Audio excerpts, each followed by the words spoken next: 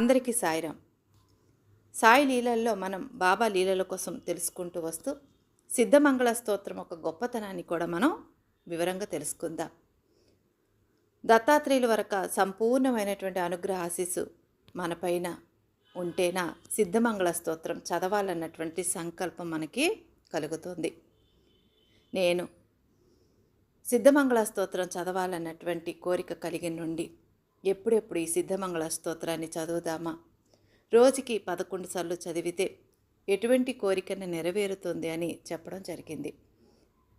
కోరికలు పక్కకు పెడితే ఒక గురువుని మనం స్మరించడం అనేది ఎన్నో జన్మలొక పుణ్యఫలము.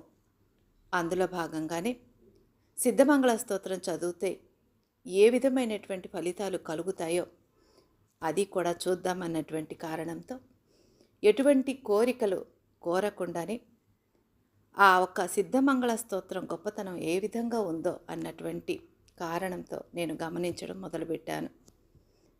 ఇలా 41 రోజు ప్రతిరోజు చదవాలన్నటువంటి నా కోరిక. రోజుకి 11 సార్లు నేను చదువుతూ ఉండగా నెమ్మదిగా 21వ రోజు వచ్చేసరికి ఈ సిద్ధమంగళ స్తోత్రము ప్రతి గృహంలో ఎందుకు చదివించకూడదు, అందరూ చదివడం వల్ల అందరూ కూడా ఎంతో ఆనందంగా హాయిగా ఆయురారోగ్యాలతో ఉంటారేమని భావన కలిగింది. నేను చదువుతుండగా నాకు కూడా ఒక చమత్కారం జరిగింది. శ్రీపాద శ్రీవల్లభులు ఒక దివ్యమైనటువంటి దర్శనం నాకు కలలోన జరిగింది. ఆ కలలో జరిగిన తర్వాత ఈ సిద్ధమంగళ స్తోత్రాన్ని ప్రతి గృహములో కూడా ఈ విధంగానే అందరికీ కూడా చదవమని నాకు స్వప్నంలో చెప్పడం ద్వారా ప్రతి ఒక్కరికి కూడా ఈ సిద్ధమంగళ స్తోత్రాన్ని చెప్పాలన్నటువంటి కోరిక కలిగింది. మానవుడి జీవితంలో ఎన్నో సమస్యలు, ఎన్నో కోరికలు. ఏ కోరికకు ఏ భగవంతుడికి ఆరాధిస్తే సమస్యని సంపూర్ణంగా నివారణ కలుగుతుందని ఆలోచన ప్రతి క్షణము ఉంటుంది.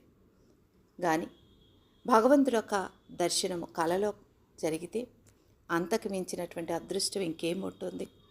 ఎటువంటి పరిచయం లేని నాకు మరి స్వప్నంలో దత్తాత్రేయుల వారు శ్రీపాద శ్రీవల్లభుల ఒక దర్శన భాగ్యం కలిగింది.